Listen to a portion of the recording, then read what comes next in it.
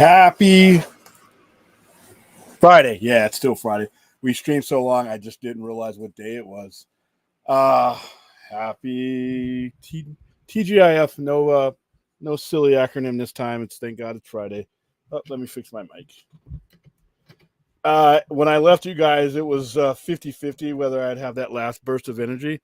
And when I say 50-50, you should pretty much figure it's like 90-10.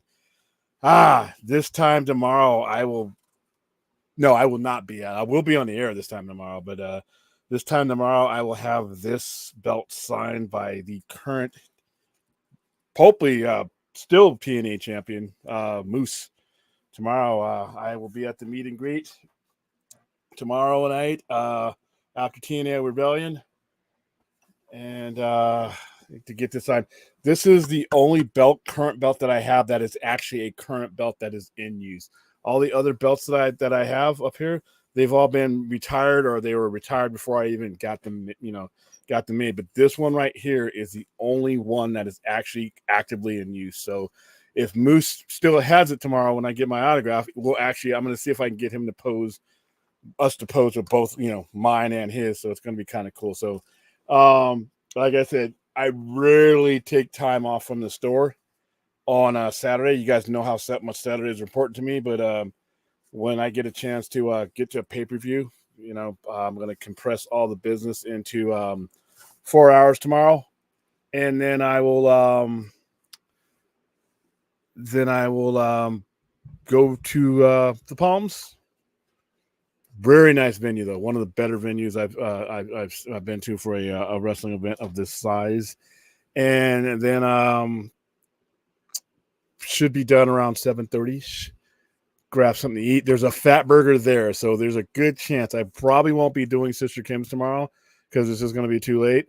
But if there's a Fat Burger in the vicinity, that's probably going to be one of our topics tomorrow. Just me and you just looking at the Fat Burger, just enjoying it. And I may look at it for 10 minutes before I eat it, because if it's a good Fat Burger, I know Brad somewhere saying good burger, but if it's well built and it's a beautiful piece of art, we're gonna look at it for a good 5 minutes before I devour it. But yeah, that's what tomorrow entails for me. Some live wrestling, some comic book customers, and then you guys. So yeah, this belt even got that new belt smell. So yeah, we're going to get this one signed and put it in the new studio area here. So let me I sent Brad the link, but I may have ran Brad into the ground. Who knows?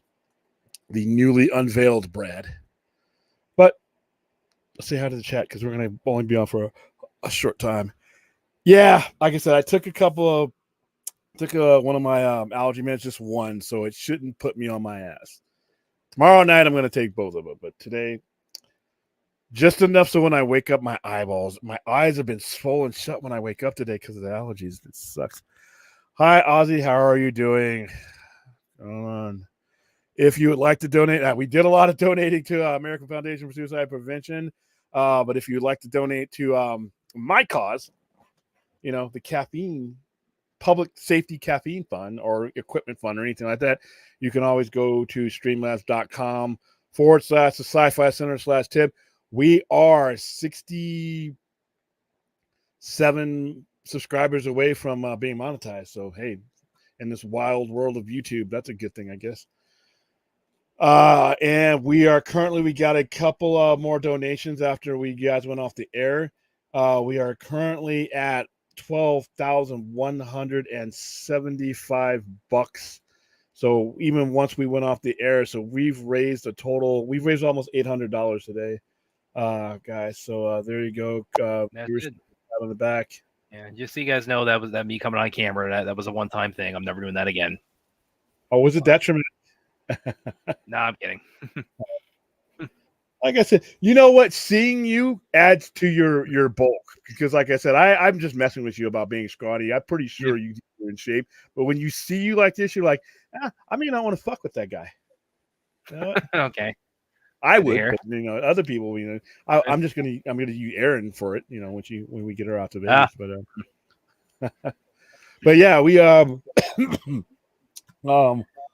went over the vodka stream, put out the word there as well. I think we've had some people did donate. I think that last donation actually came from the vodka stream, but so it helped. Somebody named Rob, Rob, because we were talking Rebel Moon. Yep. Yeah. So, hey, whatever, say what you want about Rebel Moon. We've used to raise $12,000, you know. And say what you want about Scary Movie. I mean, like I said, the movies are fucking awful. That's not disputed. But what something is and what we can use it for are two different things. It'll always, as awful as Meet the Spartans is. God, it's terrible. As awful you got 5 minutes to do it, and you said bad.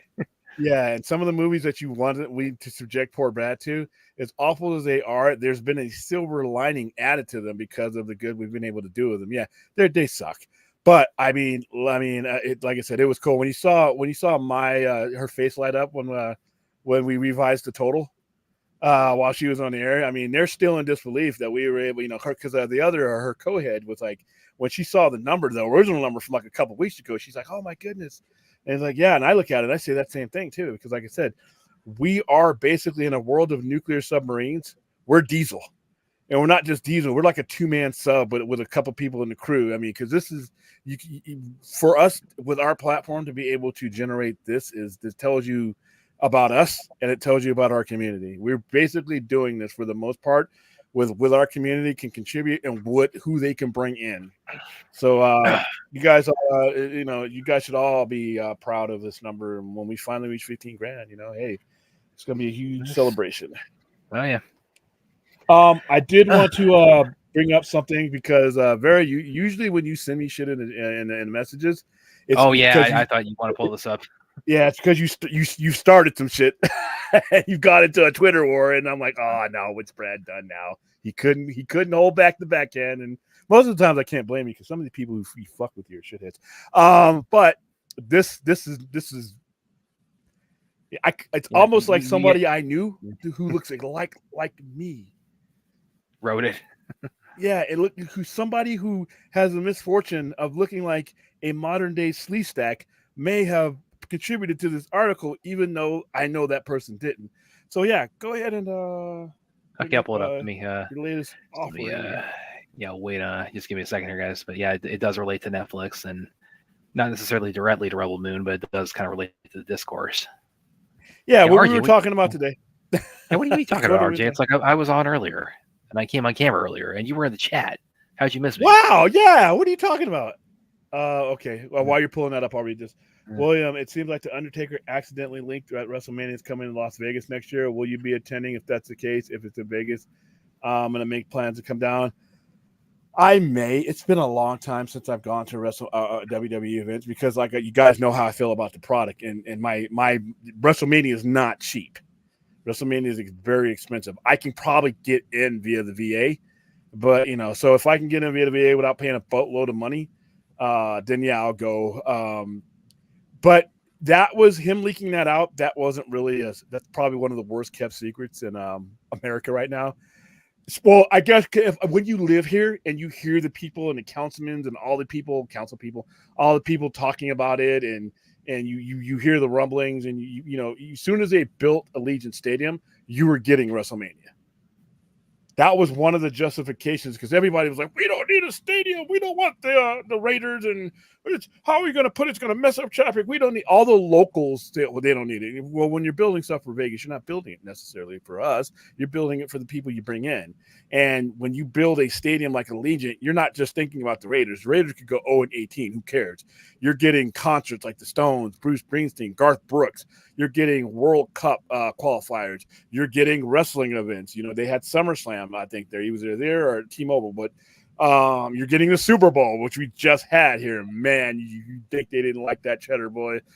So before the skeleton of Allegiant Stadium was built, WrestleMania was one of the major kicks to it because we've had WrestleMania here before, but not since 1993. And it's Allegiant Stadium is perfect for it.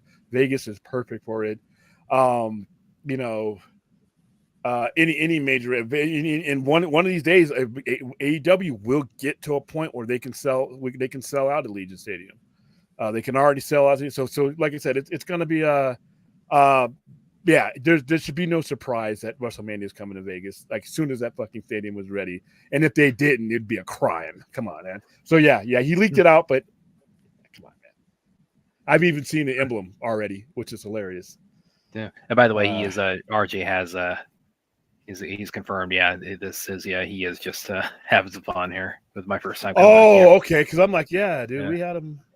Oh, trolling. Okay, yeah. Okay, but let me go ahead and pull this article up that we were talking about a second ago. But yeah, it's about Netflix. All right, so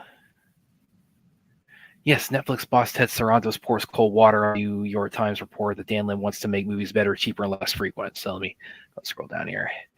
With Aladdin producer Dan Lin, I wasn't aware he's a Aladdin producer, but okay. Taking over film leadership at Netflix and Scott Stuber, there will be a commitment to a robust feature slate. Such were the statements from the streamer's co-CEO on Thursday during the company's call to discuss Q1 earnings report. Fielding a question from analyst Richard Greenfield about a New York Times report that characterized Lin's mandate was to make movies at Netflix better, cheaper, and less frequent. How such a formula is possible? Netflix Ted Sarandos replied, "We did not participate in that article." Sarandos said that it's not a quote. That's not a quote from Dan. Oh, he is really throwing cold water. Wow! Whoa, we beat that. That I wasn't expecting that. That just kind of. Sarandos added, "That's not a quote from Dan." So yeah, pouring cold water is definitely apt. Okay, here. so he's saying that Dan didn't say it. I thought he said that was an article for Dan. I thought, okay, no, he's basically saying that this was. What article was that came out? Was that Variety for that?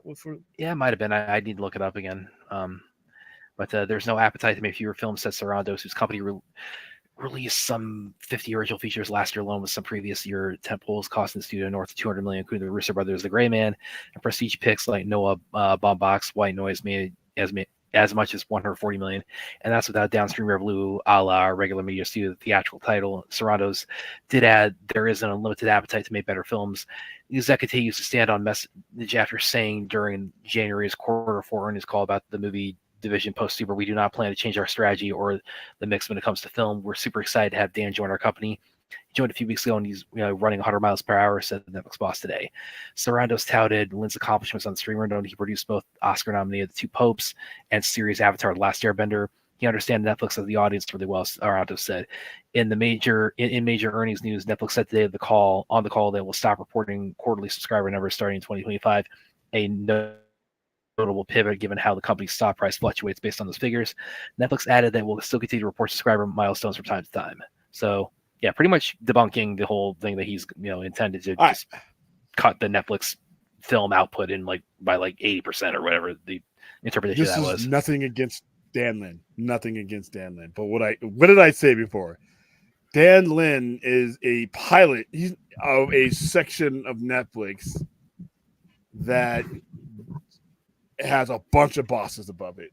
Netflix isn't changing.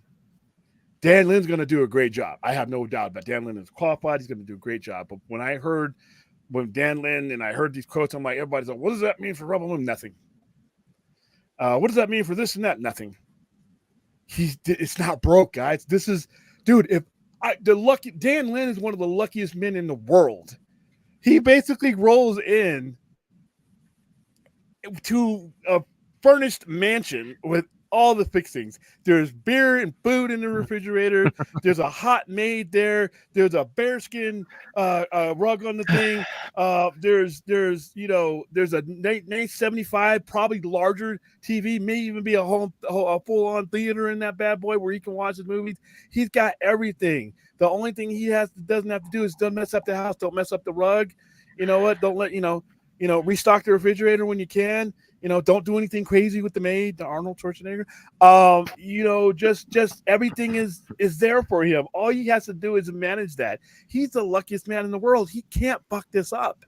Not saying that he would, but and then when I hear people saying, well, Dan Lin's in town because that's what. No, Dan Lin. First of all, Dan Lin is in charge of a division. We already went over how many divisions there are in Netflix, and a lot of them, the series are making some serious money. So anybody that thought Dan Lin appointment was going to do anything different than Netflix is doing, I was just like, what? I mean, so there you have it. And that's the horse's mouth, by the way. That's the horse. That's the horse. Yeah, that's Mr. Ed talking to you. That's the equivalent of Mr. Ed talking to Wilbur.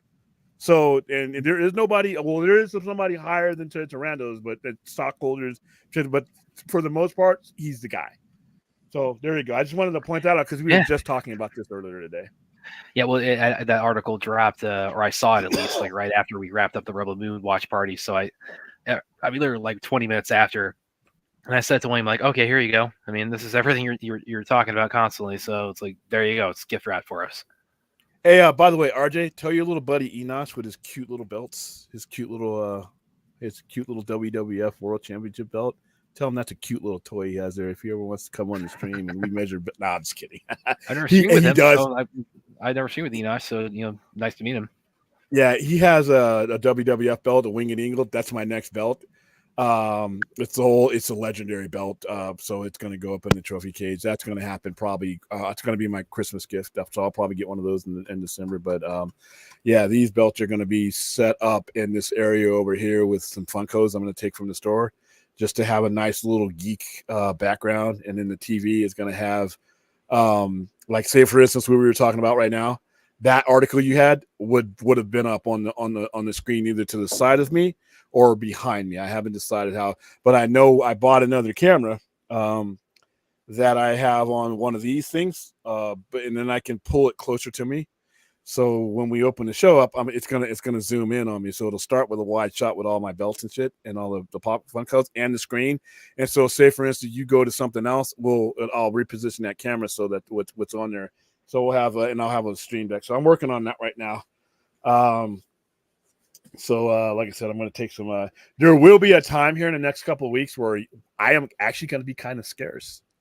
I won't be streaming a lot. I mean, yeah, because I'm going to work on that, and I keep telling myself I'm going to get this done, but I have to actually make the time to get it done. But usually there's been so much going on lately, So, all right, let's hit the chat because we only got like I said, I don't know how much time I have before the drug kicks in.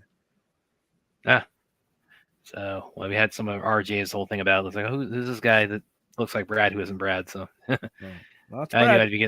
knew I'd be seeing some of that commentary when I show my face today, but it's okay. Oh, by the way, Aaron, don't feel pressured to show your face. I'm just kidding with you. I saw your post and everything. If you, like I said, if you never want to come on, if you always want to be the girl that's doing this, that's cool. Well, I will say, just a suggestion: if you do decide to come on camera, I think it would be the perfect way to do it. Would be put your gi on, like get in that pose. And that would be cool. And then when she pops in, it's like she comes like that would be cool. But like I said, if you never, like I said, that's for anybody who's on our shows, Spidey, any of these guys, whatever persona you want to project is what I'm fine with. I'm good with it. So. I never thought we'd get Brad on, but like I said, here he is. Yeah. I kind of gave some context too. And by the way, Vince, where do you say this? You said something here. Thank you for the edit. Thank you for the edit, Vince. I did post that. I posted that on our Twitter page. Vince cut up the article, not article, but the interview with my. I just retweeted that. Yeah. And he also, he said, I can't find it here for some reason, but I have it.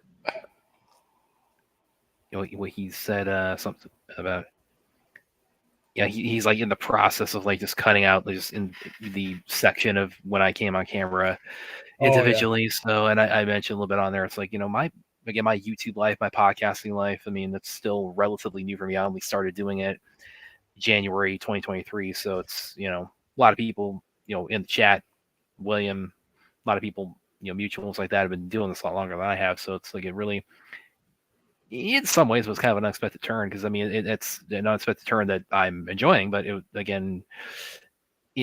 wasn't. I mean, it wasn't something I was planning at the time actively. Me either. So, Me either, dude. When I came on with Enoch just as a guest, and when I was sending in video stuff to Film Junkie, I never imagined that I would be a content creator, and I resisted it for a while because when we were on Enoch's channel, people would say I should get my own.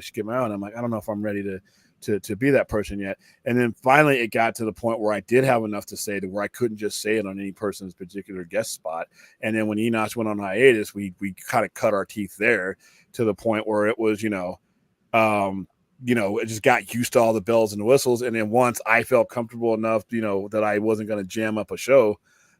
we started to focus on here. So I'm right behind you. I mean, you're probably about 8 or 9 months behind me, but in doing it at this level, because if you look at, like I said, I actually don't look at my beginning streams where I look at it now. I'm like, oh my god, how did I get from there to here? And then when we do the upgrade to the actual studio, and it actually looks like a studio, it's going to be like difference between. I'm going to look at the 3 phases of this, and but the first one where I'm in dark, I'm only using the light from the computer. The laptop at the time, and it was a shitty laptop. I'm only using a camera that's from there, and I'm only using a mic. So everything is coming from the computer, and it looks. Oh, and then, but like I said, so I'm right behind you, so I can completely understand your journey. Williams Burger. I gave William the extra burst energy. Oh, that was a very good thing you did there. I didn't eat a burger yet. You can actually see me laugh about it on camera this time when I say that was. I'd say thank you, Williams Burger, for your latest good decision. All these listen, all these creepy personalities that are in the chat now. I got Baines, Bane, I got Venom, I got the burger. We're gonna find out who you are, Bane. And like, well, we're gonna find out. Yes, we'll find your day of reckoning. Yeah, we did that too. They're in stream. They asked me to on camera like show how I do the Baron voice. I mean, it's no. How did you guys think he did it? Did you actually think he changed his voice? Of course, he had a mouth in it. I can hear it. I'm like, oh my goodness, that's so annoying. Yeah. How's it going, Bradley? Yeah. What's going on? Yeah, new phase of my life here. Let's see what else we got. The chat. I know the Jacksonville Jaguars are building a new stadium currently. Yeah, but that stadium is the one they have is nice. Why are they? How old is that stadium? I know. Is it that? I guess, but you know what? Luxury boxes and shit like that. But, you know, they definitely have the money to build it. Now that Brad's showing his face. Oh, okay. Hey, you can see me roll my eyes. What you can see me do. Anytime you bring up a scary movie and like try to caught me into persuade me out of my disdain for that series. I don't know, man. It's really easy. It's really easy to convince you when we're pulling. How's it going, Ruth? How's it going there, Ruth? Yeah, Ruth is so happy. She was like, she was like this giddy, just waiting for me to come on camera when I did. And that'll be I'm sure there'll be a literal highlight. People watch the isolated video of it. It's like, yay, he's here, and we just had this a big dissertation she on. Kept pointing to you every time I would bring her up. She just kept pointing to you. She's like, yeah. Well, because first I came on with my avatar, and I was like, because I of course planned to make a, I believe in I'm gonna make an entrance, so I did some build up for it, and of course then everybody wanted to see my dog, so I got Murphy on here too. I wanted to see the dog because I already knew what you looked like, so I wanted to hear that squeaky toy. And then once I saw him, I'm like, yeah, I could see that dog just waiting for the right time to make noise. It's like, my master's on the stream. Squeaky toy time. Well, for once, it's like he wasn't actively like trying to like jump up here and like sniff the, the ear of my headset or anything like that. I had to like get him and say, "Oh, hey, come on, they want to see you." And I put him in the chair, and he just like curls up at the chair. I know. I saw. He's like what the hell are you doing? It's like I'm trying to just relax. I'm not interested right now. I'm only interested when you're not interested. Yeah. When you don't pay attention to me, it's like I have to get in there. So he does that. He's still a pup. He's how old is he? Pup. He's probably about 2 years old now. When I got him, it's about 1.5 years. So he ain't no puppy no more. That's a full grown dog, man. No, no, he's a German short hair pointer. So it's like they've said like they remain in their pup phase for like I don't know, like the first 2 years or so of their life, something like that. Oh wow. All right. After seeing part, I get the sense that Austin is back to not like Robin. After seeing part 2 reaction, I don't see the move. Yeah, I do. They don't listen. Netflix does not care about those reactions. Netflix cares about traffic. That's what Netflix. Because guess what? A lot of the stuff on Netflix, and I'm telling you this from somebody who watches some of it, it's trash. But it gets traffic and it's fun to watch. Dude, one of these days we're gonna do a stream where I pull up some awful shit that I've watched. That I shouldn't even admit that I watched on Netflix, but I did because it just auto put it in there, and I was working on the stream, and I'm like, it's not as bad as it looked. It's not as and some of the stuff, Again, like I said, it's direct not ripoff from other IPs. It's not direct. to They don't even try. not to go beat a dead horse, but I mean, again, Adam Sandler has like made quite a killing there on Netflix, and I mean, just about every and that when he started with Netflix, that was kind of the point where I sort of hung up my hat at Adam Sandler, because it's like, okay, that's where a lot of his stuff started getting pretty, or maybe I should say, it started getting stupider than what I was willing to kind of, I mean, and he's but even that's like, I mean, it's like, but yeah, you're stacking like his career on Netflix up against what he did before. I mean, Billy Madison has got to be one of the stupidest movies ever made. I mean, Little And Nicky, he launched his career with that. But yeah, Netflix is not looking at like, oh, it's horribly reviewed. They don't care about that. They're looking at, they got their own set of metrics, and as long as those metrics, if they're happy with those metrics, they'll be fine. I mean, but yeah, I would expect the metrics that it generates. I do think you're getting at least a number 3. Because 3 is going to cost half the money that it's not going to cost. Yeah, because it's one movie, and they filmed 2 back to back. When they 166 total, so that's like 83 apiece. So yeah, so will I. It still boggles my mind that these individually cost less than 100 million. Yeah, it's like I said, he knows how to run a budget, so he really can make a movie for dirt cheap. I mean, Army of the Dead didn't cost him that much, did it? Yeah, it costs about 90 million, something like that. That's really, if you look at what like I said, yeah. I've seen movies with lesser effects cost more money, so he can manage a budget. So, but like I said, a lot of the criticisms about Rebel Moon are legitimately fair criticisms. It's just that I don't think that Netflix uses those to determine anything. They do not. They got their little they got their charts and whatever they and when it hits on those charts, that's when you get another. People got to stop thinking in terms too of like the trajectory of Zach's tenure with Netflix or his career like being predicated on like what the temperature is on the fanboy war around his career is.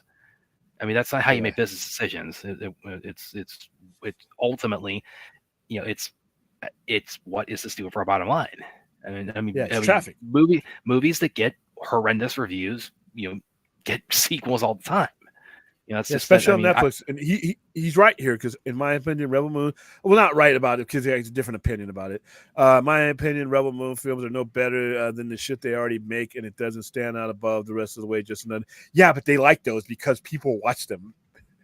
Like I said, I'm guilty. I've watched really fucking horrible shit on Netflix. Some stuff I'm not ready to necessarily admit to the public to watch, but it's really it's fun. It's fun. It's fun, and it's there. It's convenient. They'll roll you right into it. It happened when we're like 75 to 80 minutes for the most part, so it's not like you're taking an epic day. I'm already doing something, so I'm not like engaged like I need to be for a 3-body project or things like that, or Stranger Things. You know what? Netflix like really like cashed a big check in on a few years ago. It was right at the beginning of the pandemic. What was that show? Tiger King was called. Oh my god! I didn't watch a single episode of it because I got through one episode and I'm like, I'm done. Well, the way it was advertised to me, it might as well be called like White Trash the Show. So, and people gravitated. That show was hot mess garbage. Guess what? At Netflix, and it got horrible reviews in some cases. And they milked that cow as far as they could. Exactly, because it got them traffic. See, here's the thing: traffic is more important. Traffic and retention is always going to be more important. I don't even know if reviews. I would love to talk to somebody from Netflix and find out are reviews even on. When they damn sure weren't on their radar with Tiger King. Yeah, do you guys on a scale of 1 to 10? Where do reviews rank? I want to know if they're even in the top 10. Because I'm guessing that there's a bunch of analytics that go way ahead of all that, and it's the traffic, it's the retention, it's the associated content. There's just so many things that are out there before opinion goes up. All right, I'm gonna hand the chat over to you. That show ran for 3. I'm looking at the Wikipedia page right now. That show ran for 3 seasons. Yeah, and it wasn't good. Yeah, what's that guy doing now too? Well, one of them's in jail, isn't he? Yeah. One of them's dead. Yeah. The other one's in jail. Yeah. Yeah, the one guy is in jail, and the other chick is. She just the main that Joe Exotic guy is he the one in jail or is he still? Yeah, he's back to jail. Yeah. Yeah. Well, that's I why they forgot show who they're the not. was that got ate by the tiger. I couldn't tell you. I'm sorry.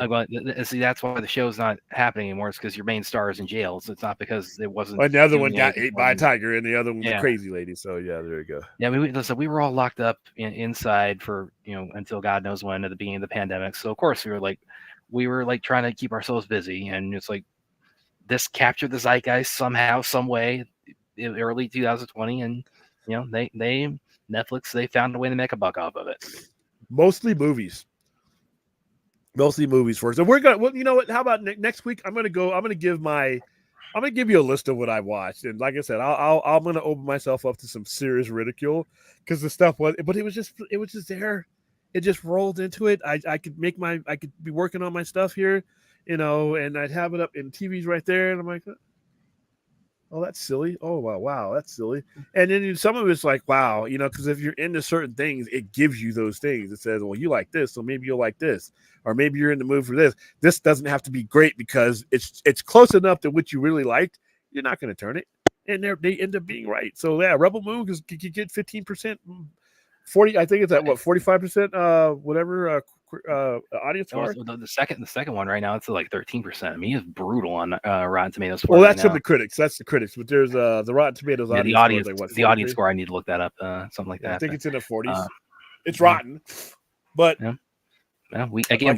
we're only halfway through the Rebel Moon journey as what constituted from late last year to the remainder of it this year. So it's like and we talked about that on the after we finished up the movie, whether or not this was the smart move business wise for them to release the PG-13 cuts first and then the extended cuts later. And it's like William, said, oh yeah, it was a smart business move on their part, and I concurred. So yeah, this I agree with, but I don't think Rebel Moon is shit. But there's a lot of shit on Netflix that's being made that what some of this guilty pleasure shit I watch, I would cancel all of it if I could get me another season 3 of mine. Yeah, if you get them to buy something that people want them to buy. Yeah, I'll go ahead and venture that. Yeah, venture into that band topic. I mean, like I said, I could give you 10 titles that are on your service, guys, that you could just scrap the fuck out of because I watched. You could get rid of those. Don't make no more of that. Give me mine under season 3. But that's the thing about it. It's not necessarily about the high end quality stuff as much as people think. It's about there's more people watching the crazy shit. It's not about the Irish. It's not about the Irishman. It's about it's about the Tiger Kings. There's more crazy for them. There's more crazy shit, unfortunately, that got higher views than Mindhunter did. That's why that's why they didn't. It's just sad. I mean, I wish it were different, but like I said, so when it's 45% or 43%, something like that. So. Yeah. Where is Princess Issa? Well, it seems that's going to be the basis for Rebel Moon 3. Oh, by the way, spoiler alert. That's why I think, since we all watched it, that's why I think that she got the name Scargiver. I still think Princess Issa is going to have that scar where she was shot. And I think she's alive being exploited somewhere because for her power. That's why I think I so loosely base it. But like I said, how about that cliffhanger? Yeah, he's got the what is one. Then he also had Zach had the ending of Army of the Dead with Vandero having the zombie bites. So it's like, what is it like? I think really going back to BVS. I mean, literally every movie he's made has had a cliffhanger. Yeah, but this one was not even a cliffhanger. Like I said, this was no cliff. This was straight up telling you here she's alive. We're going to the next one. Yeah. What's their next movie?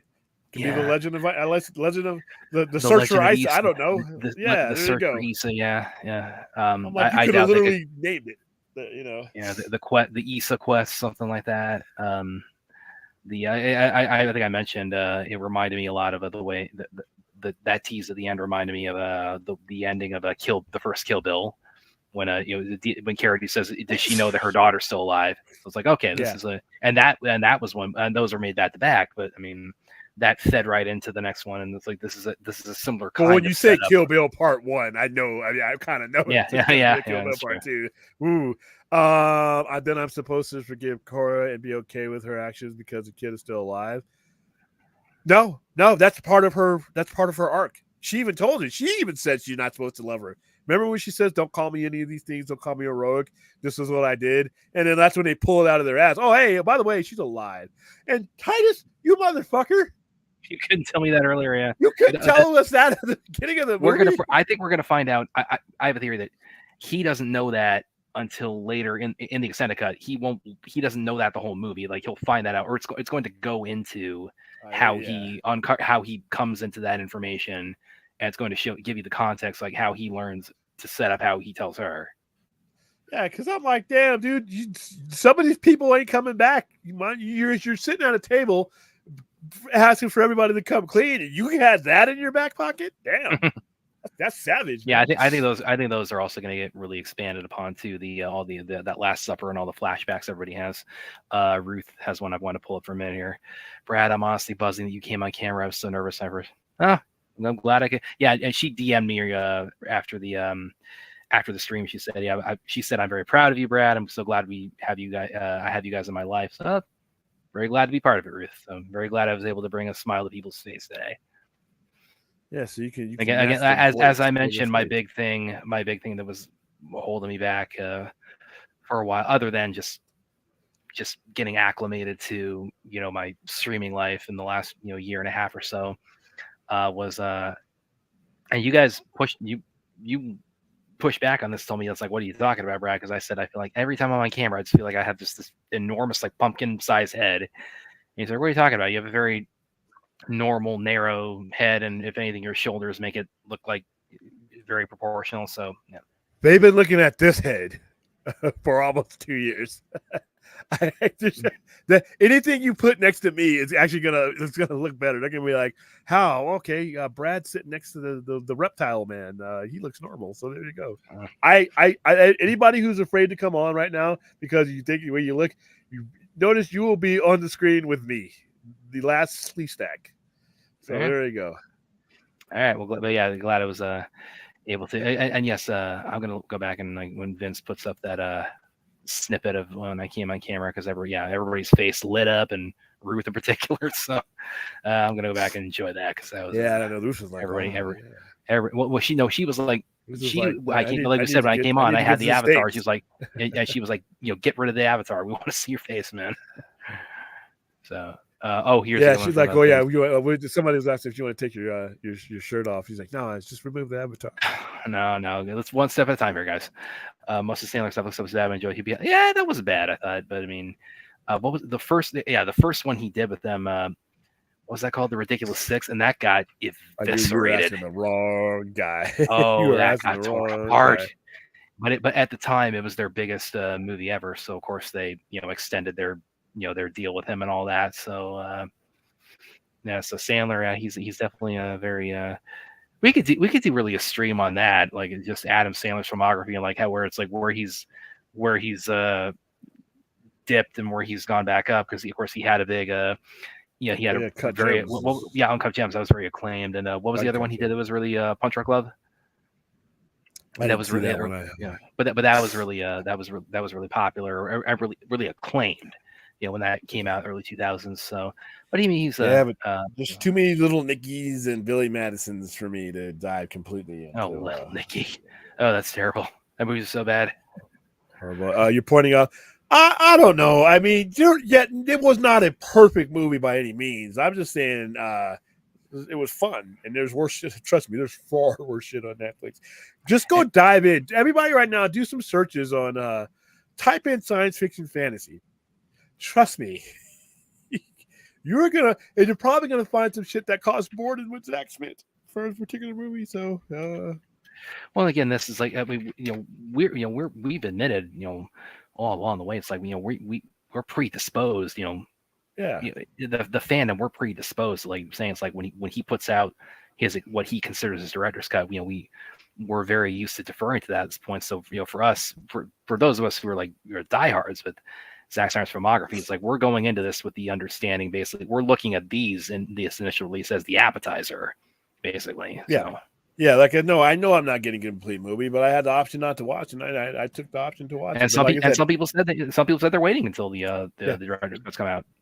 All that's and guys on the internet and Twitter, you don't have to defend how you feel about this movie either way. If you didn't like it, you don't have to fight anybody about it. If you liked it, you don't have to put up your dukes about it.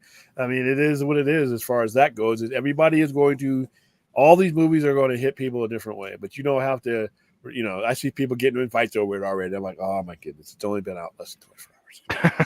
No, I would have pulled this up again. Steve's, my friend, and you were on the vodka stream with him a little bit ago. Colbert, Steve, yeah. When he thought you were talking about it, and he put out this tweet that was just really made me laugh. Kind of summarizing. I thought, yeah, the rinse wash repeat of like being either not even like being a fan, just being like a onlooker to the release of a new Zack Snyder movie. Yeah, I love days when a new Zack Snyder movie comes out and everybody wakes up bright and early to fight all day on Twitter over their night's still relevant. Yeah. That's a good summary of it. Yeah, we don't need to. I just don't need to. I mean, I don't have to. I shouldn't. The movie's out. It's going to do what it does, and I don't need to. Like I said, and I don't need to try to figure out. I don't know all of Netflix's internal dynamics that they use to determine things. But what I do know is, like I said, I don't think anybody is going to go analytics. Critical over analytics. It's just like I said, because that's not how you make your money, And like I said, when I was on the stream, I mean, if you're unless you're certain former studio heads, yeah, and a lot of those guys were dealing with box office, so it's just a different. Yes, that's the other thing that needs to be considered here too. Is that again when you're talking about streaming versus as far as like your success metric, again that's you're comparing. You're comparing like craps to like poker there. Yeah, but like I said, if you didn't like it, that's fair enough. I mean, some of the people who gave shitty reviews are reviewing us and Zack Snyder. They're not reviewing the movie. And that's when you read some of these like the more aesthetic they get, that's becoming more and more clear. Yeah, and then like I said, but there's going to be tons of movies. This is not the let's talk about movies we agree on type of thing. This is it's just. Like I said, I like to keep things limited to things that make me happy. I had fun with this movie; it made me happy. Like I said, I got to see it on the big screen, which is like I said. Even though I was happy that I got to do that, I understand that that's a rare thing for Netflix. I'm surprised they did it. And but like I said, as far as wide release, you can forget about that. Do you think they might give any kind of theater run to the extended cuts? No, you don't think no, so? And they shouldn't. They shouldn't. Do I want to see it? Do I want to see it, in a theater like I did this last Wednesday? Do I want to? Yeah. Business-wise, no. Don't. You're hurting your product. That is not. You are not selling the theatrical experience. You're selling subscriptions. Why would I? Do a one-off like we did, like with this. Like a premiere, like the Q&As and all that. But don't. If I'm them, I no wide release.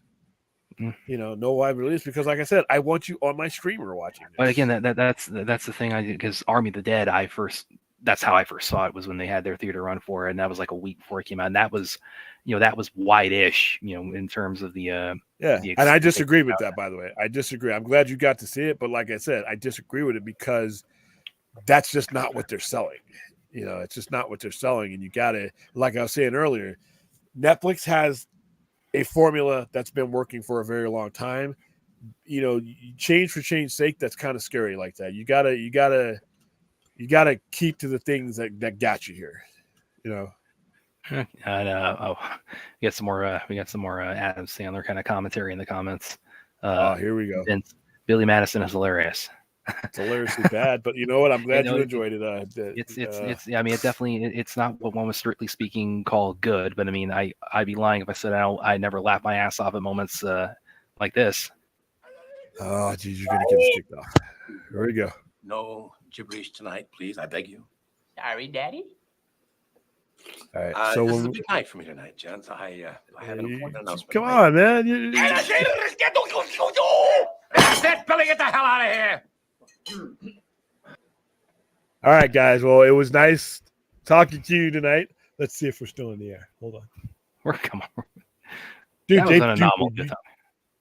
I pulled that from Movie Clips. That's an official channel where they put out clips. So that's if they got permission, I would assume Yes, that you would assume, but it's been kind of strange lately. No, Big Daddy, Aaron. Yeah, Big Daddy is actually that's actually as far as like his comedies, that's actually probably one of his high points. Because that's the one where he's kind of the slacker dude who adopts the kid and he actually becomes a more responsible person. But again, there's comedy hijinks along the way, so it's Adam Sandler kind of coming of age father story. So yeah, you get your comedy and your heartwarming father son bonding, in one. And Jon Stewart was in it before he started hosting the Daily Show. Bradley, this is off fair, but once again, it's also just of no interest to them to do it that way. All right. Yeah, there's no business interest for them to do it this way. Like I said, it extends the conversation. It just, I just don't see them doing it. And like, and everything else you put in there is kind of subjective. It's going to be up to the consumer. They destroyed these cuts, edited them into cookie cutter films. Well, you can only. It's only a bad decision if it doesn't work for them. I mean, it not working for us on an individual level is not you can't equate that to a bad decision. You can equate it to a decision you disagree with. I can totally understand that, but Netflix knows what works for them more than any of us are going to.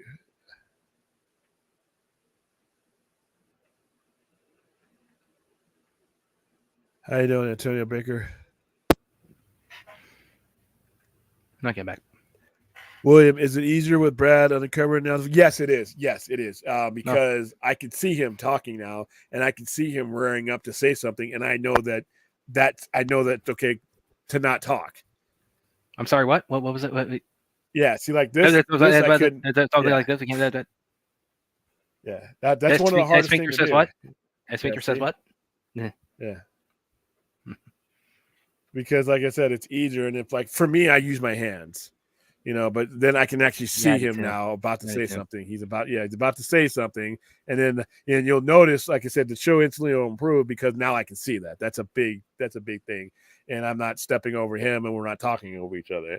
And so when you see we are on the panel flows a lot more when I can see the majority of the people, because even the people who are not that are avatars can see who's about to talk and all that. And it's, but when it's one-on-one like this, it's a lot easier seeing him be able to say something. And I'm like, oh, Brad's about to say something. Let me not step on that. So yeah, it is better. Speaker says what? Whatever. I'm going to make that. I wanted to. On here. I wanted to. I just don't know if I'm going to have the time.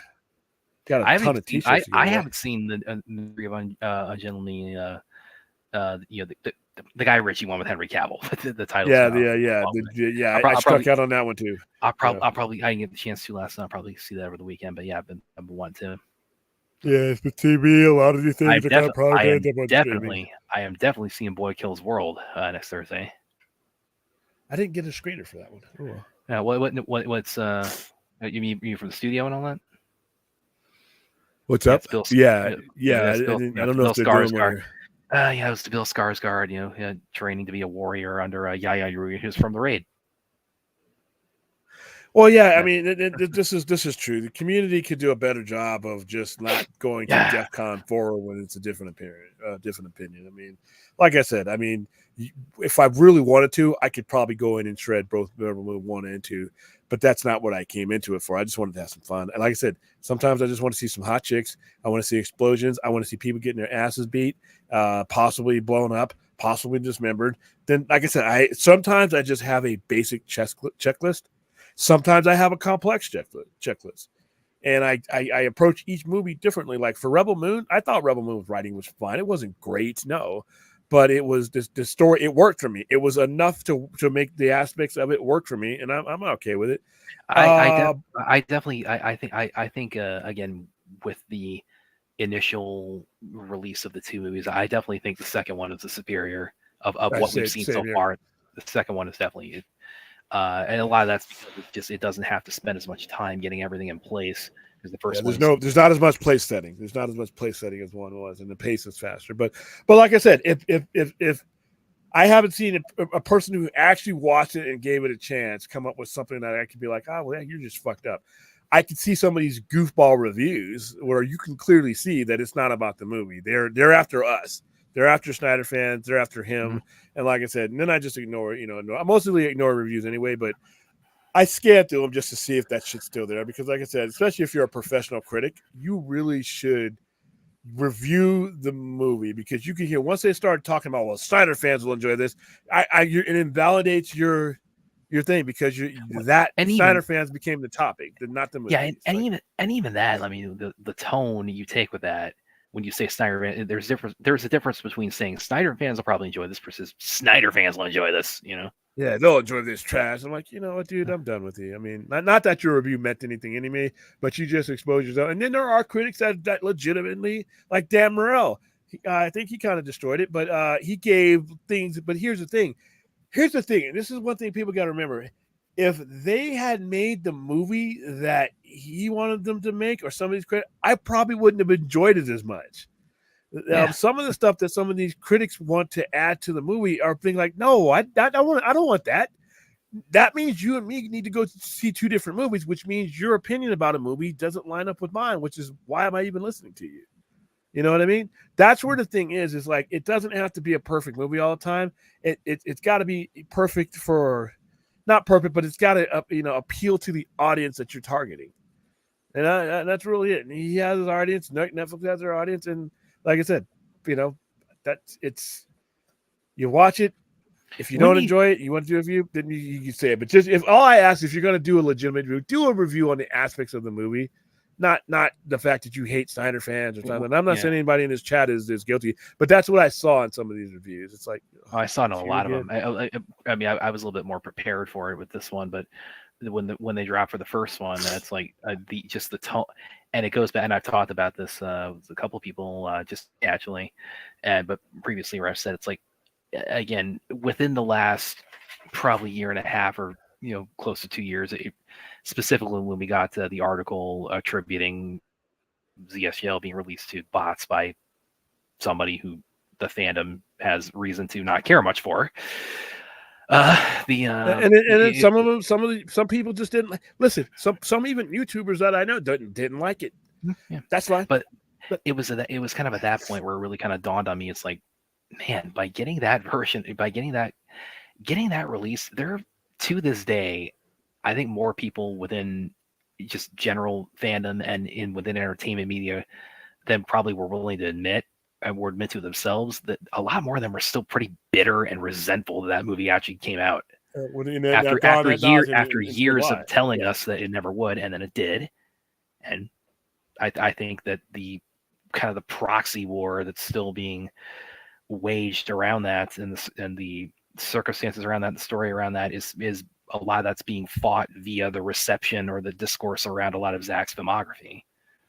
But see, the nature of streaming is, like I said, Netflix does not have their ear to the wall. Like, oh, I wonder what they said. They got their ear to another wall, and they're going to be looking at some numbers, and that and that's what it is. But let's see. All right, it's weird that fans amongst the community try to justify they don't like these films amongst the fan base. No one should ever feel like they need to justify. You're 100% right. I agree with that. But the problem is if some of these reviews actually, their wording exposes them. Like if you say, if you break down like aspects of the movie and the story and all that you don't like, but there are certain words out there. This is not all of them, but it's enough of them to where it's like, your opinion just doesn't mean anything to me. Like I said, there's been plenty of people I've heard today that just that pointed out legitimate things that they didn't like about the movie, and they thought it was awful. And then I'm like, okay. When I think when people talk about like legitimate criticism or legitimate when I think it's better, what's better applied to that, or what that's better classified as, it's not even like necessarily like pointing out what you think are flaws in the movie, because that's going to vary from person to person. When I think of legitimate criticism, I think of that as like criticism that's just coming from a place of good faith. That's how I classify. And guess what? If you don't like the type of movies, if you don't like the inherent things that are in Snyder's movies, that's fair enough too. Listen, I'm not the biggest Nolan fan. There's 2 movies of his that are watchable for me. and the rest of them are just like, ugh. All right. He just doesn't make movies that appeal to me. His style does not appeal to me. His pace does not appeal to me. So if I can say that about an Academy Award level person, it's just a matter of preference. Then it's fair enough for people to say, I don't like all the slow-mo. I don't like all of this and that. And you know what? That's fine. You know, that director makes movies that just doesn't line up with you. That's okay to say. And like I said, it's okay to say you thought it was awful. And I don't have to fight you over it. It's like, and with Netflix, it's like, well, not Netflix just doesn't, they're beyond that noise because they never had to feed their movie to it in order to get, you know, what they need out of it. Once again, content creator directly to the consumer. So Aaron's got a good one here. A lot of the reviews seem like a cookie cutter factory made reviews. A lot of these reviews I saw look like reviews that are already made, and they basically changed the name of the, you know, because they're, like I said, some of these reviews aren't coming after the movie. Some of them are, but a lot of you could read. I should not be able to find as many reviews. You guys can go see them. They're in public domain. Well, also because we've of course have our policy. We don't call people out by name on here, so yeah, there's that. But let me go back up a little bit because there is one here that's very. I thought Brad would have his.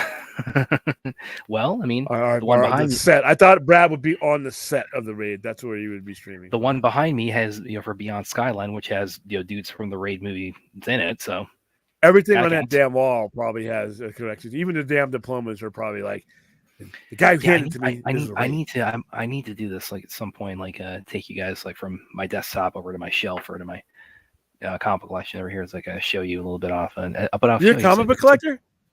Yes, I made that clear. I'm just kidding. You only discovered that somehow after over a year of streaming within the last 2 weeks. So, but usually because when it comes to comic books, I'm usually the one driving the conversation. I wish I would have understood that you picked the Turning Point story, and I just say, okay, that's he chose that. I'm not gonna step on his toes. You could pick one. The ones I pick, you're not going to like. I'm going to pick things like Death of Superman. I'm going to pick things like. That's something that's not a turning point that we haven't covered. I mean, we both do like Dark Knight Returns, or I pick Superman Earth. I pick even Superman Earth one I pick, but it's even debatable where that's turning point because it's like I like it a lot and it's essentially the basis for Man of Steel, but whether it's turning point or not, it's like, you know, you might it's turning point in the sense that you started your Earth one line.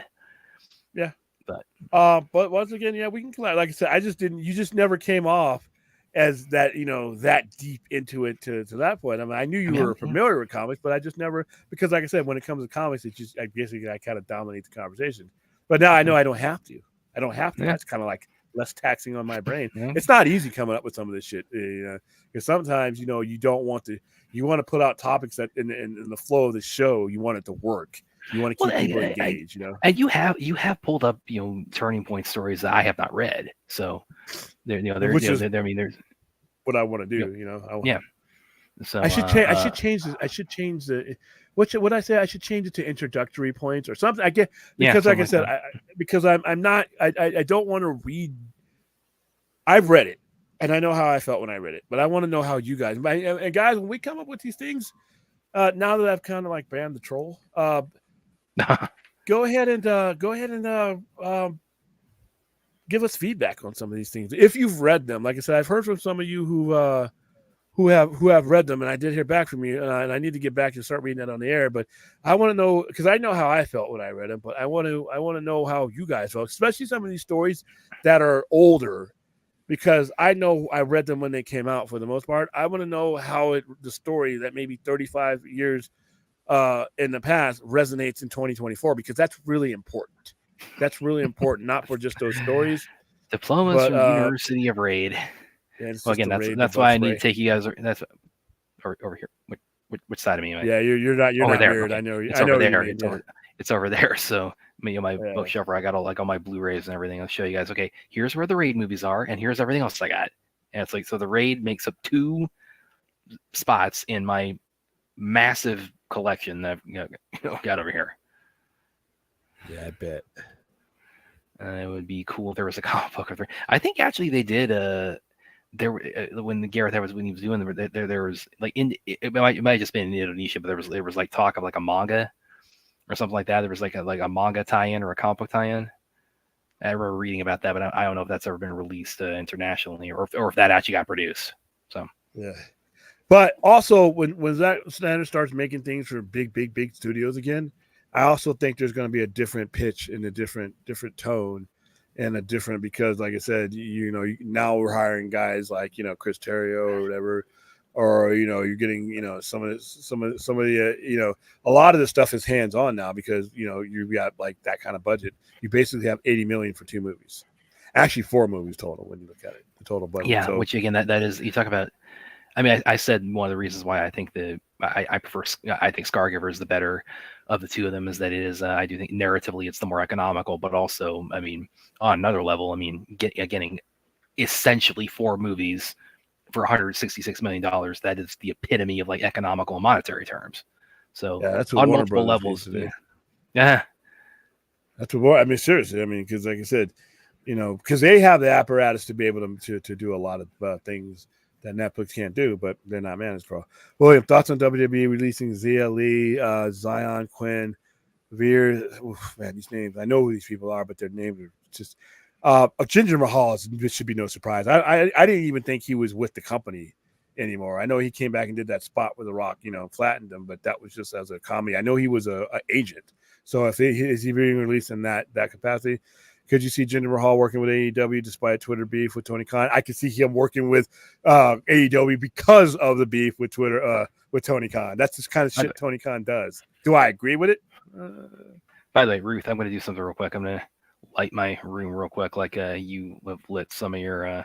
You were very clear when you came on camera today, and you usually are, but it's like other times it's like it's a little bit dim because you've got dead bodies and there's other camera, as we joke about. But I'm gonna her smile lights up any stream, though, man. She can be in pitch black. She's got that smile. But I got my lamp right next to my computer, so I'm gonna do like a quick bit of like, or Chappie's actually really had some dark lighting lately. So what the Chappie looked like he was about to call in the Power Rangers. Yeah. So now it's lighting back up because the computer screen's lighting up the room. So I guess I remember when I was just doing the computer screen alone. But like I said, under our new one, I have different lighting setup. So,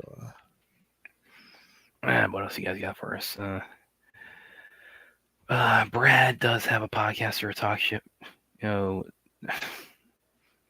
IEC, and the guys had called us the Raid by the Minute, after BBS by the Minute, and see as part of it. I told you, and we got kicked off. We got to take it down when I showed you what this would look like, and it'd be the one clip from Freddy Got Fingered. That's what it'd be. Yeah. I can't put up again. I can't put that up anymore because we might run the risk of taking us down for no reason. Yeah, and YouTube's hunting. They already got one pelt in Film Junkie, which I hope that gets solved, but we don't have enough skin for them to take anything off of us, so it's going to hurt worse. Yes, they have. Like I said, you go back and look at some of those streams from a while back. These are bad. The conversation was great, but the aesthetics were not. I have not watched SmackDown yet. I watched SmackDown long enough to see the new belts. By the way, SmackDown Tag Team Championship belt looks nice. They need to add. The only thing I don't like about those belts is there needs to be everywhere that's black on those belts needs to be blue. So yeah, but other than that, I have to see them. Bill Skarsgård summer doubleheader movies, the Crow remake of Boy Kills the World. That's next week. I'm really looking forward to. Didn't the Crow get pushed? That got pushed back to August. It was going to be out in June. They got pushed back to August, and it's more like a fall movie, but yeah, it's kind of like August 23rd. So that's kind of what you would say is like this is like the curtain closer of the summer. Yeah, end of the summer. Dave said in an IG post the reason they gave him was avoidance or something, like he created another channel. Well, he had another channel, but that channel wasn't up to avoid anything. So, and like I said, they really need to do a better job. If you're going to take down somebody's channel and in the manner that they did it with, you need to have exactly, like I said, the cop's not going to pull you over and just write you a ticket and tell you just to be in court one day and not give you a reason why he pulled you over in the citation. And if you're going to take down a channel that has 40,000 viewers that benefits YouTube, then you need to you need to tell him that reason why, so he's not searching in the dark trying to find out. When we've been taken down, it's been easy to find. Brad fucked up. Brad posted some shit on the thing, and we got shut down. No, just kidding. But then we've had studio disagreements or studio miscommunications with YouTube where it's Tadam where we got taken down when we were told to do that. Universal taking me down for Abigail for a couple of minutes when I had permission from the studios. Warner Brothers literally sending me a link to the trailer that they want up, and want me to take a picture of the trailer I'm putting up, and then I get taken down. So a lot of it's, but I'm told why though. I'm told your Kong versus Godzilla is this. We need you to do this. And I'm like, no, I have permission. Bam, it's done. It's quick. They screwed him. They didn't even give him a reason. That's what I don't like about that. Why should it be blue, black, and gold? WD tag to get away from the bright colored belts. Because just like if you look at the Raw is red, SmackDown is blue. They call it the blue brand for a reason, and there needs to be more color and even with some blue in there, it's not going to be the dominant color, but it's just too much black. Everywhere that belt is black needs to be blue, and it would have been perfect. Everything else I love about the belt. The shape is let me bring this up. The shape is exactly like the old school. Let's see, SmackDown belts. The one. Everything else. Here we go. Right here. The one for us when we got the one that always made me scratch my head the most. That was the Netflix Saddam for Rebel Moon. That was a mistake. They admitted that. I got an apology from them about that. By the way. Okay, that's good to hear. Yes. So here's the belt. Here's the SmackDown. I love this. I get that. Yeah, they just don't update it. All right, so here's this belt. This is the WWF. So for those of you who've been wrestling fans for a very long time, you'll notice the shape is an old school. The belt back in the 80s, the World Tag Team Championships had this very shape, different patterns and everything else on it. And then in 2002, the SmackDown belts looked exactly like this for the most part, but they were blue. They had blue leather, or not blue leather, but they had a blue globe. They had blue writing because that was the difference between SmackDown and Raw. Were those colors. Now here, I think it would help a little bit more because there's just not. I think the blue would make the gold pop, and it just doesn't pop right now. It looks like more of an outline. That's the only thing I would change. It's a beautiful belt. It's one of the nicer belts that they've come out with in a long, long time. And I think they look better in person. So that's why. That's just me. That's an opinion from a belt collector. That's all. Oh, Aaron is like, yeah, because they were doing book one when the Netflix show was dropping. So, yes, I love when they do this. They actually before during, and I, of course, when I was writing for Screen Rant, I got to cover a lot of this at the time. But like when they added Avatar back in 2020 at the start of the pandemic to Netflix, I mean, it became the biggest show on there, and that was about like 12 years after the show had ended. So it remains, again, very, very popular IP. So Netflix, they cashed in very, very wisely and bringing their own a live action take on Avatar to their platform. All right, guys, that's where we are going to end it because this is a Midnight Express, and I barely made the decision to jump back on. I told you it was 50-50. So I'm going to wrap it up there. Thank you for everybody who's made yesterday all the way up into today a very eventful, very productive day. I will not see you guys again until our overnight show tomorrow, and that will be after I get home and from Fatburger and TNA Rebellion. Watch it on pay-per-view tomorrow. I am a big fan of TNA. I've been so since the very first. I'm a big fan of Fatburger. They're very good. Yeah, you know what? I'm going to ignore that. I've been a big fan of TNA since 2002 when Jeff Jarrett founded the company and put it on paper. You had to pay basically $10 a week to watch it, and I was watching it all the way to where they were on Spike TV, all these other platforms. Now I was at Hard to Kill when they revealed these belts. It was here in Vegas where they revealed these belts at press conferences, and as soon as I saw this one, I needed to get it. And right now, I got an autograph coupon for Moose, who's a current champion. Now, if he loses, I'm still going to get the belt signed by him because he was still a championship holder. But if Nick Nemeth wins and beats him tomorrow, I don't know if I'm going to get this signed too. I might get them both signed because their autographs are super duper cheap. It's not like I went to go see when I went to go see Sting. I'm like, ooh, luckily I had saved up money. It was Sting. I just could not have him here in town. And when I went to go see Ric Flair, I was so pissed because I shook Ric Flair's hand. I stood next to Ric Flair with that big gold belt, and he wouldn't sign it. So it's him and Ricky Steamboat. Those are the only ones. And once I do that, that's getting framed. So All right, guys. Everybody, sorry Azteca, you got here super duper late, but This is going up super duper soon. yeah, cool. Thank you, and everybody thanks Vince, Vince for these shorts. He really helps out the channel because I don't have a lot of time to do them, and he gets them. The one he did with Mai was perfect. That's beautiful, by the way. In case you needed to know, Vince, before I get a what does Clint do? His freaking belts are heavy. So wonder I do too. I went to a New Japan show with my U.S. Heavyweight Championship belt, which is this one behind me, and the V5, which you saw, the one I got, this one right here. This one weighs 16 pounds, and that one weighs 10. And I had them both with me. The original plan was for me to have them in the show, because we were sitting ringside, and I was going to pop up on TV. I was going to have them both with me. After I got them signed, I put the motherfuckers back because they were heavy as hell. I was like 30 pounds of belt, and I was sweating. And then the big gold belt, I was walking around the Vegas Expo with it, and I if you see my pictures, I'm putting it on the ground. And then everybody else had these lightweight toy belts, and I'm laughing. I'm like, mine's better. And then I'm like, ooh, I wish I was carrying yours right now. So yes, they are very, very heavy. So all right, guys, I will see you tomorrow. It's probably going to be 9ish because the pay-per-view is at 7:30. I'm going to get a fat burger, and then I'll head right over. But I'll have the show. The show will be posted and ready to go. So all I got to do is sit down and go.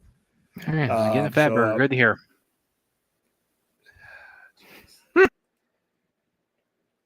I don't know if it was worth it to even see his face. So all right, guys. Thanks. We'll see you tomorrow night. All right, later, guys. See you tomorrow. Or tonight. Yeah.